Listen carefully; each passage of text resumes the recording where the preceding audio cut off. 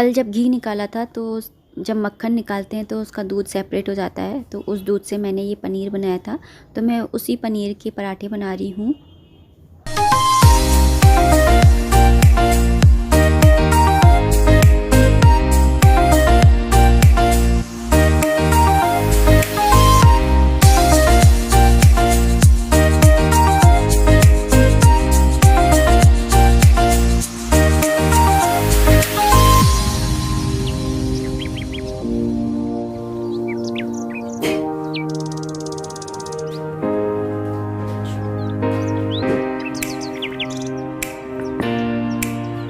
Good morning everyone, नमस्ते, राधे राधे। कैसे हो आप सभी? आई रियली होप कि आप लोग खुश होगे, स्वस्थ होगे और बिल्कुल मज़े में होगे।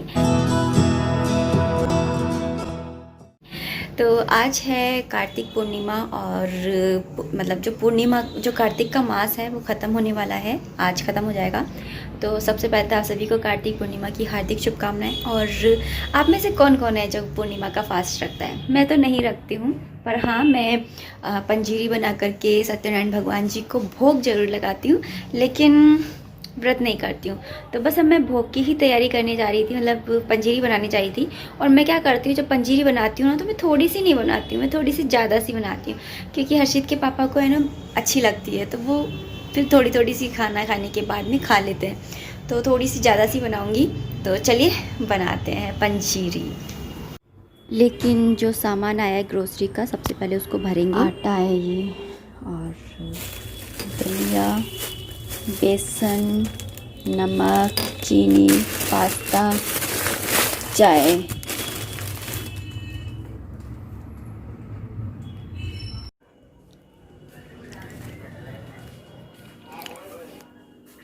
टन टन, ये है हमारे बेड की हालत। और हर्षित वहाँ पे कर रहा है खाना नहीं, नाश्ता। तो चलिए इसको समेटते हैं।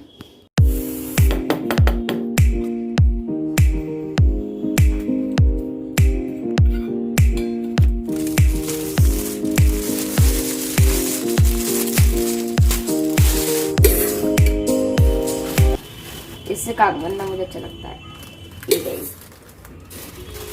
पागल है ना, इसलिए फैलाइए मत। एक दो बूंद फैलेगी, वो तो फैलने दो। मतलब एक भी नहीं फैलाई अभी तक तो मैंने। ला मैं भरूँ, मैं एक साथ भर देती मैं थैली से ही। जाने क्या मजे ले रहा है। एक मिनट रुको, अब एक मिनट रुको। आपने मेरा ध्यान ले लिया मतलब। अरे अब ले लिया मतलब। अरे इधर पता नहीं क्या कर रहा है लड़का। ये लड़का पागल है। हाँ, तो ये लड़का पागल है। चीनी भर रहा है जो।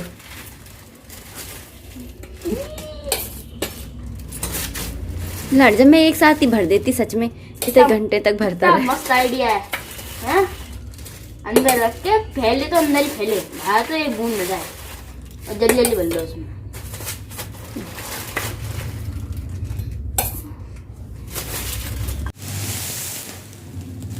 बनने का तो सब काम हो गया, सारी भर करके साफ वाफ कर दी स्लैब। यहाँ पे बर्तनों का पूरा ढेर पड़ा हुआ है, इनको साफ करना है। और पहले लेकिन मैं पंजीरी बनाती हूँ ताकि मैं उनको भगवान जी को भोग लगा दूँ, क्योंकि आटा वगैरह नहीं ख़त्म हो गया था, तो मुझे सामान पहले भरना ज़रूरी था। तो मैंने सामान भर दिया है। और चलो पहले पंजीरी बना लेते हैं। और हाँ, मेरे पास एक कमेंट है जो बहुत दिन से आ रहा है कि मैं लक्ष्मी माँ की तस्वीर दिखाऊं, तो मुझे समझ में नहीं आ रहा मैं कौन सी तस्वीर आप मुझसे बोल रहे हो। जो नीचे दिवाली वाले दिन जो नीचे पूजा हो रही थी, तो वो वाली तस्वीर चाहिए, देखनी है। क्योंकि मेरे पास तो तस्वीर है ही नहीं है लक्ष्मी माँ की, मेरे पास तो बस ये मूर्ति है, ये वाली। अच्छा लाइट ऑन कर। तो ये वाली मूर्ति है बस मेरे पास। तो एक मिनट, हर्षित लाइट ऑन करेगा, बैक करके देख। तो मेरे पास तो ये वाली लक्ष्मी माँ की मूर्ति है, और मेरे पास तस्वीर एक भी नहीं है लक्ष्मी माँ की, सही बताऊँ तो। तस्वीर की बात कर रहे थे, मुझे समझ में नहीं आया। नीचे है जो क्या हर्षित, नीचे जाकर के तस्वीर की वीडियो बना के ले आई हो, ले आएगा। तो नीचे की तस्वीर की भी हर्षित वीडियो बना के ले आएगा। मंदिर में रखी होगी, मंदिर में होगी बेटा, है ना। कमेंट सबके पढ़ती हूँ, देखती हूँ। और पर मुझे समझ में नहीं आता है तो फिर मैं नहीं दे पाती हूँ जवाब। और एक कमेंट भी बहुत काफ़ी आ रहा है कि मैं बताऊँ कि भोग कैसे लगाते हैं स्टेप बाय स्टेप, तो मैं आज वो भी आपको बता दूँगी। ये मैं पंजीरी बना लेती हूँ, फिर पंजीरी का भोग लगा करके आपको बताऊँगी।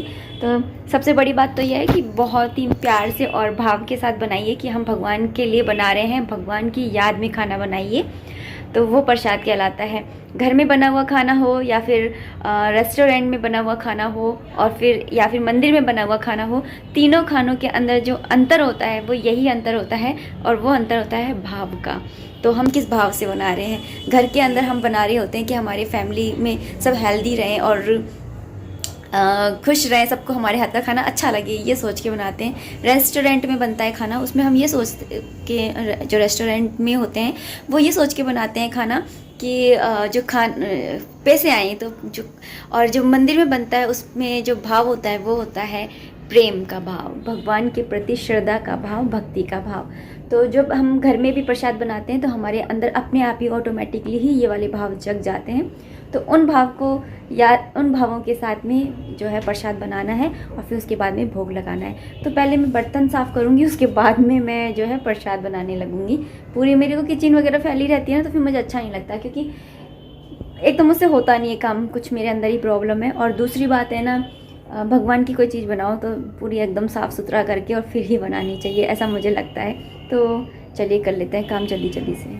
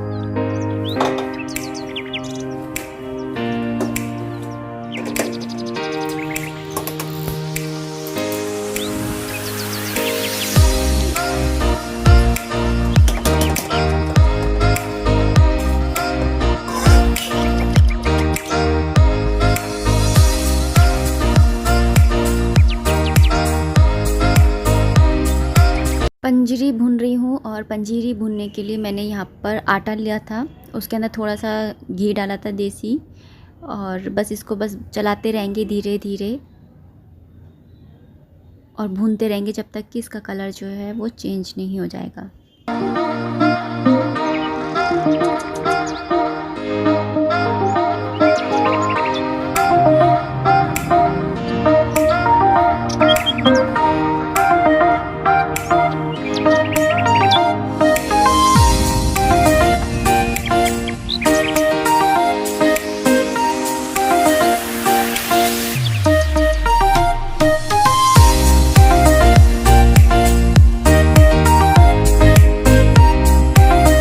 आप में से किसी का कमेंट था कि मैं बताऊं भोग कैसे लगाते हैं। तो देखिए, सब अपने अपने भाव से भोग लगाते हैं, तो मैं किस तरह से लगाती हूँ वो मैं आपको बता रही हूँ। सबसे पहले मैं जो भी खाना बनाती हूँ तो वो उस खाने का भोग लगाती हूँ, और एक टाइम ही मैं भोग लगाती हूँ, शाम के टाइम में भोग नहीं लगाती हूँ, सिर्फ सुबह के टाइम में भोग लगाती हूँ।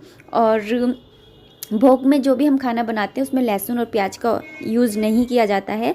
तो खाना बनाने के बाद में अच्छे से आप थाली लगाइए, भगवान जी के याद में बनाइए खाना, और उसके बाद में बस मंदिर में ला करके आपको रखना है। साथ में घंटी बजा देनी है, और घंटी बजाने के बाद में आपको पर्दा लगा देना है और कह देना है कि भगवान जी आइए और भोग को स्वीकार कीजिए। मैं बस इतना सा ही करती हूँ। कुछ लोग हैं जो पानी भी रखते हैं साथ में, तो आप पानी भी रख सकते हैं।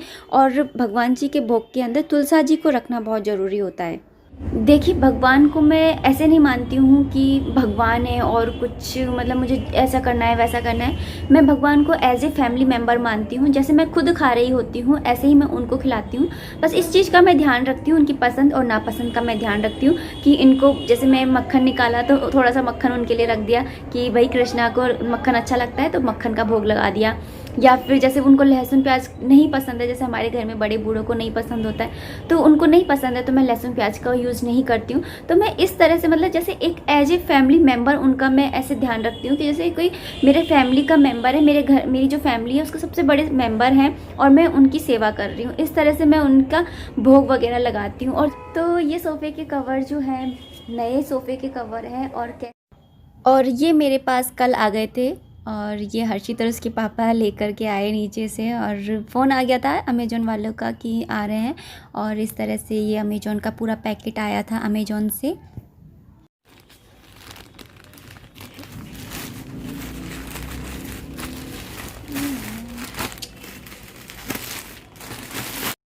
पहले अमेज़ॉन से कुछ भी लेती थी तो बहुत डर लगता था कि अगर कुछ चीज़ ख़राब निकल गई तो क्या करूँगी, कैसे करूँगी। लेकिन ये बहुत अच्छी चीज़ है कि इसमें आसानी से सारी चीज़ें हैं ना, अगर जैसे आपको पसंद नहीं आ रही है या फिर कुछ भी साइज़ का या कुछ भी प्रॉब्लम हो रहा है तो आप उसको वापस कर सकते हो। और पैकिंग भी देखिए कितनी अच्छी आती है, और ये इस तरह से पैक होकर के आया था। चैन से आए हैं। ये बैग काम से आ जाएगा। और ये जो बैग होते हैं ना, ये पॉलीथीन वाले, ये मैं कभी फेंकती नहीं हूँ। इसके अंदर साड़ी वगैरह या लहंगा वगैरह रख लो, बहुत अच्छे रहते हैं ये और बहुत मजबूत भी रहते हैं। तो मैं इन थैली जो ये वाली आती है ना पॉलीथीन थैलियाँ, इनको चैन वाली भी होती हैं, तो इसके अंदर बहुत अच्छे से लहंगा है या 3-4 साड़ियाँ हैं ईजीली आ जाती हैं। तो मैं इनको ज़रूर रखती हूँ। तो मैं इसलिए आपको बता रही हूँ कि अगर आप लोग भी ऐसे कुछ मंगाते हैं और ऐसे इसको फेंक देते हैं तो फेंका मत कीजिए, ऐसे साड़ी वगैरह रख लिया कीजिए। तो देखिए जैसा बिल्कुल उसके अंदर था फ़ोटो के अंदर, सेम टू सेम वैसा ही है। और ये डबल साइडेड है, मतलब कि अगर उल्टा करके भी बिछाएंगे ना तो भी ये बिछ जाएगा, और सीधा करके बिछाएंगे तो इस तरह से दिखेगा, और उल्टा करके बिछाएंगे तो पीछे से ये थोड़ा वाइट। तो बिछने के बाद ये कुछ इस तरह से दिख रहा है। अब आप लोग बताइएगा कि कैसा लग रहा है, और इसका जो लिंक है वो डिस्क्रिप्शन बॉक्स में आपको मिल जाएगा, और कमेंट बॉक्स में आप ये ज़रूर बताइएगा कि आपको ये कैसा लग रहा है। तो मुझे तो काफ़ी अच्छा लग रहा है। एक्चुअली मुझे कुछ ऐसा चाहिए था, थोड़ा सा डिफरेंट चाहिए था, क्योंकि मैं ब्राउन कलर है, ब्लैक कलर है, वाइट कलर है, पिंक कलर है, इनसे बहुत ज़्यादा बोर सी हो गई थी। और ये मेरे जो कर्टेन हैं उनसे मैच भी हो रहे हैं। तो बताइएगा कि आपको ये सोफ़े के कवर कैसे लगे, क्योंकि पहले वाले जो सोफ़े के कवर थे ना उसके अंदर ये हैंड के नहीं आए थे। जैसे ये जो हाथ के है ना, इसमें हाथ के भी आए हैं यहाँ पर साइड में। तो मुझे अलग से एक रेड कलर के मैंने ढक रखे थे, तो वो थोड़े अच्छे से नहीं लगते थे। और मुझे ढकना भी बहुत ज़रूरी है अगर मैं आपको बताऊं तो, क्योंकि मेरे सोफ़े जो है ना वो बहुत ज़्यादा ख़राब हो चुके हैं। इनका जो हैंड, हाथ का रखने का होता है ना, वो कई जगह से फट भी गए हैं। तो चेंज कराने का है, लेकिन अब वही है ना कि जो काम जब होना होता है तब भी होता है, तो करवाएंगे। लेकिन तब तक ऐसा तो रहे कि देखने में अच्छा लगे, तो इसलिए ये वाले मैंने चूज़ करे थे और मुझे तो काफ़ी अच्छे लगे, इनको भी अच्छे लग रहे हैं। तो आप लोग बताइएगा कि आप लोगों को कैसे लग रहे हैं, क्योंकि अलग दिखता है ना, सबकी अपनी अपनी नज़र होती है, और आप लोग भी मेरे लिए बहुत मायने रखते हो। तो आप बताइएगा कि आपको कैसे लग रहे हैं। और भोग का मैंने आपको बता ही दिया है कि भोग जो होता है वो मैं किस तरह से लगाती हूँ और किस उद्देश्य के साथ में लगाती हूँ। देखिए, जब खाना होता है जो हमारी थाली में आ रहा होता है, हम नहीं जानते हैं कि उसके अंदर कैसी एनर्जी है। मतलब कि समझिए आप खाना खा रहे हैं, लेकिन जिसने वो खाना बनाया है या खाना जो है दाना दाना उगा है वो किस किस स्टेज से आया है। मतलब समझिए जैसे मैं खाना बना रही हूँ, मैं किस स्टेज में रह कर के खाना बना रही हूँ। मतलब कि मैं दुखी होकर के, गुस्से में या डिप्रेशन में, किस तरह से मैं किस एनर्जी को उस खाने के अंदर डाल रही हूँ, बहुत मायने रखता है इस चीज़ का। और जब हम भोग लगाते हैं और वो कृष्णा के सामने जाता है तो वो खाना प्रसाद स्वरूप हो जाता है, कृष्ण टेरियन बन जाता है वो खाना। ना वो वेजिटेरियन रहता है ना वो नॉन वेजिटेरियन रहता है, वो कृष्ण टेरियन बन जाता है। जब मीरा जी के सामने जहर से भरा हुआ प्याला रखा गया और ये कहा गया कि कृष्ण जी का प्रसाद है, तो वो पता है वो उन्होंने प्रसाद समझ के पिया और वो जो जहर था वो भी अमृत तुल्य बन गया था। कृष्ण भगवान ने उसे भी अमृत बना दिया था। जब हम भोग लगाते हैं तो वो अमृत ना सही लेकिन वो प्रसाद तो बन ही जाता है। जिन भी बुरी स्टेज के साथ में वो गुजरा है उन स्टेज का सब मतलब हो जाता है, नेगेटिव एनर्जी का जो होता है खात्मा हो ही जाता है। तो मैं ये सारी चीज़ें सोच करके भी भोग लगाती हूँ। तो एक इंसान होता है ना, आजकल कहते हैं ना कि ना सतयुग चल रहा है ना कलयुग चल रहा है, आजकल मतलबी युग चल रहा है।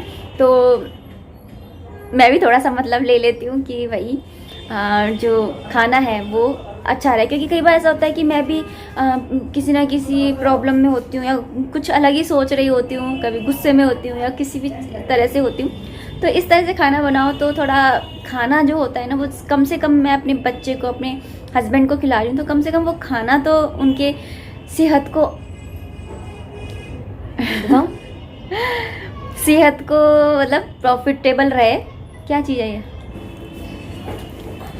देखो ये इसके पीछे ये हटा के लगाऊं। अच्छा, फिर कहीं पर चिपका दो। डबल टेप का थोड़ा सा इसको डबल टेप है। रात में अंधेरे में चमकेगी, लाइट बंद करके दे। मैं लगाता हूँ फिर लाइट में। तो चलिए अब इस वीडियो को मैं यहीं पर एंड करना चाहूँगी। आई रियली होप कि आपको मेरा ये वीडियो पसंद आया होगा, और अगर आया है तो प्लीज़ इसे लाइक कर दीजिएगा। कोई भी कमेंट हो, कोई भी सजेशन हो तो आप कमेंट बॉक्स के थ्रू मुझे कर सकते हैं। आपके विचार आप मेरे साथ में शेयर कर सकते हैं। मैंने अपने थॉट्स जो थे वो आप लोगों के साथ में शेयर कर दिए हैं। आप बताइएगा कि ये सोफ़े के कवर कैसे लगे, अच्छे लगे तो लाइक ज़रूर कीजिएगा और कमेंट भी करके बताइएगा। साथ ही आप प्रसाद जो भोग है वो किस तरह से लगाते हैं वो भी बताइएगा, और साथ ही आप मेरे थॉट्स से एग्री करते हैं या नहीं करते हैं ये भी बताइएगा, और अगर डिसएग्री करते हैं तो फिर क्यों करते हैं वो भी बताइएगा। तो यही होता है ना दोस्तों के बीच तो कि एक दूसरे से कम्युनिकेशन इसी तरह से होगी। दिख रहा है? तो चलिए अब मिलते हैं नेक्स्ट वीडियो में। तब तक के लिए अपना ध्यान रखिए, खुश रहिए, स्वस्थ रहिए और कीप एंजॉइंग। राधे राधे, जय माता दी।